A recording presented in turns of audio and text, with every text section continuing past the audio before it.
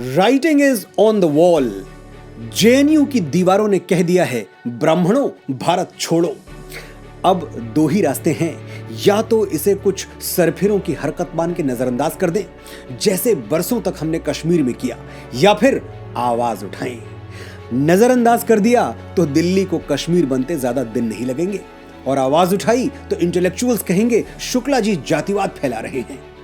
जो मुझसे, मेरे चरित्र से परिचित हैं, वो जानते हैं कि मैं जातिवादी नहीं, राष्ट्रवादी हूं, स्वाभिमानी हूं। ब्राह्मण होना, सनातनी हिंदू होना मेरा स्वाभिमान है, जैसे भारतवासी होना।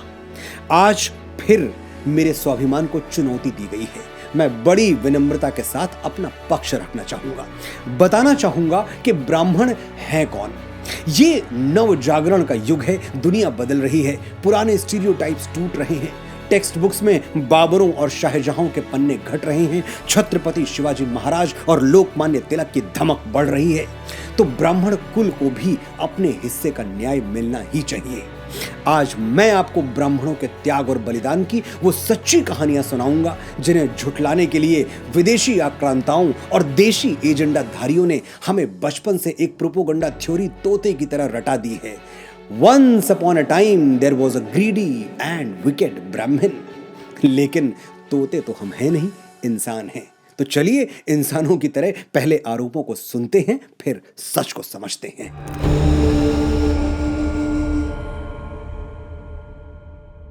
ब्राह्मण यानी वो लालची व्यक्ति जो फटे पुराने चिथड़े पहने हुए गांव की गलियों में घूमता रहता है और कर्मकांड दक्षिणा के नाम पर लोगों से पैसे ऐंठता है। मुंशी प्रेमचंद के पंडित मोटेराम शास्त्री हों या बॉलीवुड के पंडित पुजारी, ये हमेशा दुष्ट, पाखंडी, निर्दयी, ढोंगी और लालची होते हैं। यही स्टीरियोटाइप है।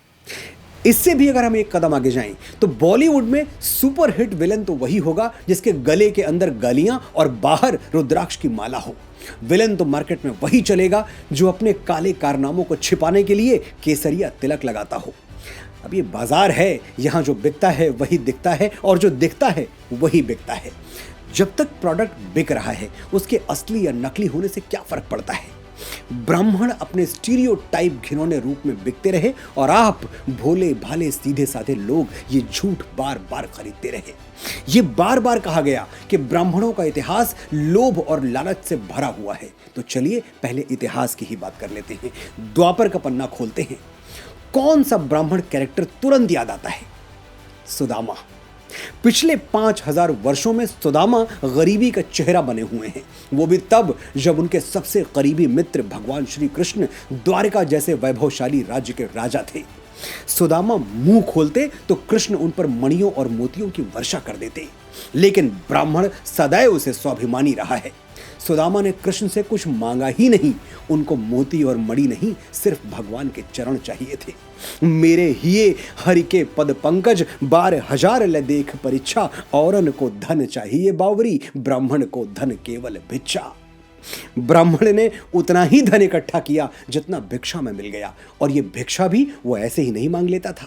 पहले ब्राह्मण परमपिता परमात्मा से आपकी सुख, समृद्धि और कल्याण की कामना करता था, फिर आपका मुट्ठी भर अनाज स्वीकार करता था।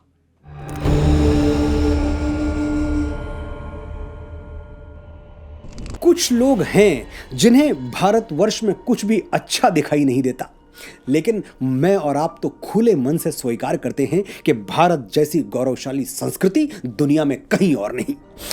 तभी तो जो हमें लूटने आए, उन्होंने हमारे सोने चांदी से भी पहले हमारी संस्कृति को लूटना चाहा, हमारे ग्रंथ जला दिए, हमारे स्वर्णिम अतीत के चिन्ह मिटा दिए। फिर भी हमारे गर्व करने के लिए बहुत कुछ बच गया। अपना सब कुछ हूं लुटा चुका, फिर भी अक्षय है धनागार, पंडित अटल बिहारी वाजपेयी याद आते हैं। सवाल यह है कि जो बच गया वो बचाया किसने? ब्राह्मणों ने। वेद, पुराण, उपनिषद, रामायण, महाभारत, भगवत गीता, ऐसे ऐसे अनमोल सनातन ग्रंथ, इनकी पांडुलिपियों को इस्लामिक हमलावरों और अंग्रेजों से बचाने के लिए ब्राह्मण अपने प्राणों पर खेल गए। ब्राह्मणों का इतिहास में कोई योगदान नहीं है। अच्छा, भारत की स्वतंत्रता के लिए पहला बलिदान किसने दिया था? वीर मंगल पांडे ने, ब्राह्मण थे। और मैसेडोनिया का वो लुटेरा सिकंदर, उसके विरुद्ध पहला विद्रोह किसने किया था? ब्राह्मणों ने। ब्रह्मस्थल नगर की दिव्य भूमि पर बलिदान हो गए, लेकिन उस अत्याचारी की सत्ता को स्वीकार नहीं किया। और अखंड भारत का पहला सपना वो किसने देखा था? एक ब्राह्मण ने। चाणक्य का नाम मुझे आपको याद दिलाने की जरूरत नहीं है, आप पढ़े लिखे हैं। तक्षशिला विश्वविद्यालय में प्रोफेसर थे चाणक्य। थोड़े दिनों में डीन बन जाते या फिर वाइस चांसलर। क्या पड़ी थी कि हजारों टुकड़ों में बटे हुए राष्ट्र को समेटते फिरते। धनानंद ने कहा भी था, कोई अच्छा सा पद ले ले मेरे दरबार में और चैन की बांसुरी बजा। लेकिन चाणक्य ने बांसुरी नहीं, बेगुल बजा दिया और ले आए भारतवर्ष को एक ध्वज के तले। सम्राट बनने की बारी आई तो चाणक्य स्वयं सम्राट बन सकते थे, लेकिन बने नहीं। बनाया किसको? एक निर्धन वंचित वनवासी को। इसी बात से मुझे अगला आरोप याद आता है, ब्राह्मण सत्ता के लोभी होते हैं।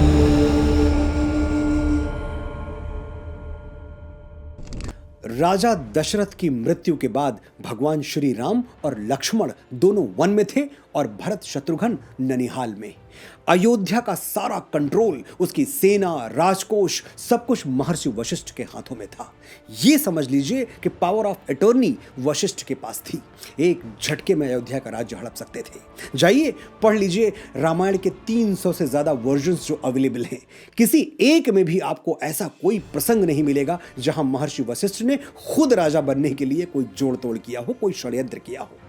सच यह है कि ब्राह्मणों ने कभी सत्ता का लालच किया ही नहीं। हमारी प्राथमिकता सदैव महान सम्राट बनाने की रही है, स्वयं सम्राट बनने की नहीं। ये जो शब्द है ना, किंग मेकर, ये शायद हमारे लिए ही फ्रेम किया गया होगा। लेकिन फिर भी अगर मातृभूमि ने हमें राजत्व प्रदान किया, हमें राजा बनाया, तो हमने कभी उसके माथे पर कलंक नहीं लगने दिया। शुंग, कण्व, वाकाटक, पल्लव, कदंब और आंध्र सातवाहन वंश का इतिहास उठाकर देख लीजिए। महाराजा दाहिर से लेकर ब्राह्मण पेशवा बाजीराव बलाड़ की जीवनी पढ़ लीजिए। सिंहासन पर बैठे तो देश के लिए सर्वस्व दांव पर लगा दिया। एक और बात बड़ी गैर जिम्मेदारी से कही जाती है, फूट डालने के लिए, कि ब्राह्मणों ने क्षत्रियों से, राजपूतों से हमेशा द्वेष रखा। मुझे फिर से पेशवा बाजीराव याद आते हैं। राजपूत राजा छत्रसाल का एक पत्र उन्हें भोजन करते समय मिला था। पत्र में लिखा था, जो गति ग्राह गजेंद्र की, सो गति भई है आज, बाजी जात बुंदेल की, बाजी राखो लाज। यानी जो दशा मगरमच्छ के मुंह में पैर फंसने पर बलशाली हाथी की होती है, वही दशा बुंदेलखंड की है। तुर्क फंगस खान ने बुंदेलखंड को घेर लिया है बाजीराव, अब बुंदेलखंड की बाजी तुम्हारे हाथ में है। पत्र पढ़ते ही बाजीराव भोजन छोड़कर उठ गए। किसी ने कहा, भोजन तो करते जाओ पेशवा। महान पेशवा बाजीराव बल्लाळ ने पलटकर जवाब दिया, आज मैं समय से राजा छत्रसाल की मदद करने नहीं पहुंचा तो इतिहास कहेगा एक क्षत्रिय राजपूत ने मदद मांगी और एक बेपरवाह ब्राह्मण भोजन करता रह गया। उन दिनों महाराष्ट्र से बुंदेलखंड पहुंचने में 10 दिन लगते थे, लेकिन प्राण जाए पर वचन न जाए। जिसका आदर्श हो, इतना लंबा समय वो रास्तों पे खर्च नहीं करता। पेशवा बाजीराव ने 500 घोड़ों के साथ ये यात्रा मात्र 48 घंटे में पूरी की, वो भी बिना रुके, बिना थके। परिणाम क्या हुआ? महायोद्धा बाजीराव ने फंगस खान की गर्दन धड़ से उतार दी और राजा छत्रसाल सहित पूरे बुंदेलखंड को अभय प्रदान किया। राजा छत्रसाल ने ही कहा था, जग उपजे दो ब्राह्मण, परशु और बाजीराव, एक डाही राजपुतिया, एक डाहे तुर्काव। यानी इस संसार में आज तक 2 सबसे अभूतपूर्व ब्राह्मण जन्मे हैं, एक भगवान परशुराम और दूसरे पेशवा बाजीराव। ये है हमारा गौरव, हमारा स्वाभिमान और मातृभूमि के प्रति हमारी कृतज्ञता। लेकिन आजकल कुछ लोग ब्राह्मणों के बलिदान और त्याग को सम्मान की दृष्टि से नहीं देखते, क्योंकि वो ब्राह्मणों को वर्ण विभाजन का दोषी मानते हैं।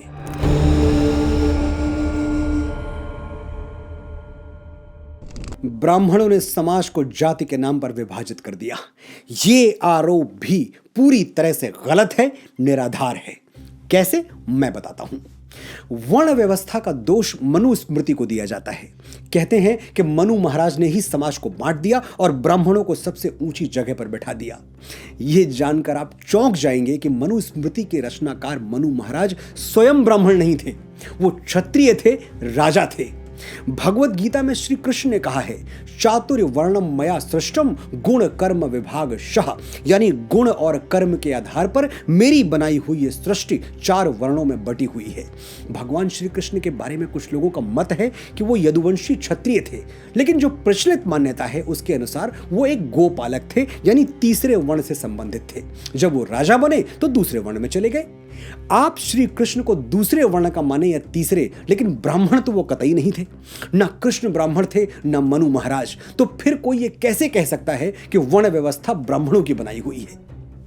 सच तो यह है कि मनु महाराज हों या मधुसूदन श्री कृष्ण, उन्होंने वर्ण विभाजन बड़े रैशनल, बड़े ही साइंटिफिक तरीके से किया था, कर्म के आधार पर। सोचिए, अगर ऐसा ना होता तो महाराज मनु स्वयं को दूसरे वर्ग में और भगवान श्री कृष्ण स्वयं को तीसरे वर्ग में क्यों रखते? जब वही नियम बना रहे थे तो खुद को सबसे ऊपर रख लेते। कॉमन सेंस अप्लाई कीजिए। अगर आपको किसी कंपनी में अपना पद चुनने का अधिकार हो तो आप सीईओ बनेंगे या स्वीपर? बात शीशे की तरह साफ है। सनातन में सदैव कर्म के अनुसार ही जाति का निर्धारण होता है, जन्म के आधार पर नहीं। श्री रामचरितमानस में गोस्वामी बाबा तुलसीदास भी यही कहते हैं, कर्म प्रधान विश्व करि राखा, जो जस करहि सो तस फल चाखा। लेकिन हमारे देश में मैकाले के मानस पुत्रों की कोई कमी थोड़ी है। इन सो कॉल्ड इंटेलेक्चुअल्स को तो विदेशी प्रमाण चाहिए। कोई बात नहीं, विदेशी प्रमाण भी है। मेगास्थनीज की बुक इंडिका। मेगास्थनीज ने बताया है कि भारतीय समाज कुल 7 भागों में बटा हुआ है। दार्शनिक, किसान, चरवाहे, कारीगर, सैनिक, ओवरसियर यानी प्रशासनिक कार्य करने वाले, और अंतिम है पार्षद व मूल्यांकनकर्ता यानी अच्छे चरित्र वाले बुद्धिमान लोग। अब आप ही विचार करिएगा, क्या ये 7 वर्ग जन्म आधारित हो सकते हैं? इस बात की गारंटी कौन लेगा कि दार्शनिक का बेटा दार्शनिक ही होगा या फिर पार्षद का बेटा पार्षद? इस बात की हमेशा संभावना बनी रहती होगी कि किसी एक परिवार में ही इन 7 अलग अलग डायमेंशंस के लोग रहते हों। एक और बात, मेगास्थनीज ने इंडिका में साफ साफ लिखा है कि भारतीय समाज में कोई भी ब्राह्मण हो सकता है। ब्राह्मण होना किसी वर्ग विशेष का एकाधिकार नहीं है। यदि आप ब्राह्मणों जैसी जीवनचर्या रखते हैं, वैसी तपश्चर्या रखते हैं, यदि आप ब्राह्मणों जैसा ज्ञानार्जन करते हैं तो आप ब्राह्मण हो सकते हैं। इसके लिए ब्राह्मण कुल में जन्म लेना बिल्कुल भी आवश्यक नहीं है, ये मेगास्थनीज ने लिखा है। तो एक बात प्रमाणित हो गई कि भारतीय समाज में कभी भी वर्ण जन्म आधारित नहीं रहे, हमेशा कर्म आधारित रहे हैं। इसलिए ब्राह्मणों को वर्ण व्यवस्था का दोषी साबित करना कोरी मूर्खता से ज्यादा और कुछ भी नहीं है। इस संसार में ब्राह्मण ही अकेला है जिसके पेट में रोटी भले ना हो, लेकिन होठों पर विश्व कल्याण की प्रार्थना हमेशा रखी हुई मिलेगी। पृथ्वी ही शांतिरापः। अनगिनत रिलीजन्स हैं दुनिया में, सब अपने अपने फॉलोअर्स के लिए कल्याण की कामना करते हैं, करनी भी चाहिए। लेकिन सिर्फ सनातन है जो पूरी पृथ्वी की शांति मांगता है। ये आवाज सिर्फ मंदिरों से आती है, और उन मंदिरों में कोई ब्राह्मण अपने कंठ से ये स्वर उच्चारित कर रहा होता है। और कौन है इस धरती पे जो रोज गाता है, सर्वे भवन्तु सुखिनः, सर्वे सन्तु निरामयाः, सर्वे भद्राणि पश्यन्तु, मां कश्चित् दुख भाग भवेत्। यानी सभी सुखी हों, सभी रोग मुक्त रहें, सभी का जीवन मंगलमय बने और कोई दुखी ना हो। ये सभी का मतलब समझ रहे हैं ना आप? सभी यानी छोटा बड़ा, ऊंच नीच, धनी निर्धन, ब्राह्मण गैर ब्राह्मण। और ये तो फिर भी मनुष्य ठहरे, सभी में तो अणु से ब्रह्मांड तक सभी शामिल हैं। चींटी से हाथी और गौरैया से गिद्ध तक सभी। ये हैं ब्राह्मणों के आदर्श, ये है हमारी एक दूसरे का हाथ थामकर आगे बढ़ने की भावना। इसलिए आज के बाद ब्राह्मणों पर टिप्पणी करने से पहले एक बार ये जरूर सोचिएगा कि जब भी सनातन और भारतवर्ष को तोड़ने की कोशिश की गई, तब ब्राह्मणों ने ही अपनी शिखा खोलकर राष्ट्र और उसकी संस्कृति को एक सूत्र में बांधा है। मैं गर्व से कहता हूं कि मैं ब्राह्मण हूं। मैं वो दधीची हूं जो विश्व कल्याण के लिए अपनी हड्डियां दान करने से पहले 2 बार नहीं सोचता। मैं वो परशुराम हूं जो श्री राम जैसी मर्यादा मूर्ति क्षत्रियों को अपनी सारी शक्तियां सौंप देता है। मैं वो चाणक्य हूं हूं जो एक वंचित वनवासी को उठाकर भारतवर्ष के राज सिंहासन पर बिठा देता है। मैं वो आदि शंकराचार्य हूं जो अपने असीम ज्ञान के प्रताप से समूचे भारतवर्ष को एक भगवा ध्वज के तले ला खड़ा करता है। मैं रामकृष्ण परमहंस हूं जिसकी शरण में आने वाला विवेकानंद हो जाता है। मैं स्वामी समर्थ रामदास हूं जो छत्रपति शिवाजी महाराज जैसा शिष्य देके इस धरा को धन्य कर देता है। मैं पेशवा बाजीराव बलाड़ हूं जो एक राजपूत राजा के स्वाभिमान के लिए थाली में सजा हुआ भोजन छोड़कर रणभूमि की ओर चल पड़ता है। मैं मंगल पांडे हूं जो स्वाधीनता के मस्तक पर तिलक बनकर जगमगाता है। मैं राजगुरु हूं, तात्या टोपे हूं, परमवीर कैप्टन मनोज पांडे हूं। मैं चंद्रशेखर तिवारी आजाद हूं। मैं वीर सावरकर हूं जो अंडमान की सेलुलर जेल में 2 कटोरी पानी पी के स्वाधीनता के स्वप्न को जीवित रखता है। मैं बाल गंगाधर तिलक हूं जो भारतवर्ष को एक बार फिर अपनी संस्कृति पर गर्व करना सिखाता है। मैं दयानंद सरस्वती हूं जो अंग्रेजों के पथभ्रष्ट किए हुए भारत को संदेश देता है, वेदों की ओर लौटो। मैं ही इस यशस्वी ब्रह्मकुल की बेटी रानी लक्ष्मीबाई हूं जो मातृभूमि की रक्षा के लिए फिरंगियों के बदन में अपनी तलवार का लोहा उतार देती है। हम ब्राह्मण हैं, जन्मजात तपस्वी हैं, जन्मजात साधक हैं। हम संगीत की साधना करते हैं तो तानसेन बन जाते हैं, स्वर साधना करते हैं तो लता मंगेशकर कहलाते हैं, और शब्द साधना करते हैं तो महाकवि कालिदास और गोस्वामी बाबा तुलसीदास के नाम से अमर हो जाते हैं। आर्यभट्ट, वराह मिहिर, श्रीनिवास रामानुजन, वेंकटरमन रामकृष्णन, हजारों लाखों यशस्वी ब्राह्मणों के नाम हमारे ब्रह्म पटल पर स्वर्णाक्षरों में अंकित हैं। मैं कितनी भी कोशिश कर लूं ये किस्सा रह जाएगा आधा। किस किस के मैं नाम गिनाऊं, सांसें कम हैं, लोग ज्यादा। ब्राह्मण भारतवर्ष का मस्तक है, ये मस्तक झुकना नहीं चाहिए। आपने बड़े धैर्य से सुना, बड़े ध्यान से सुना, आपका आभार।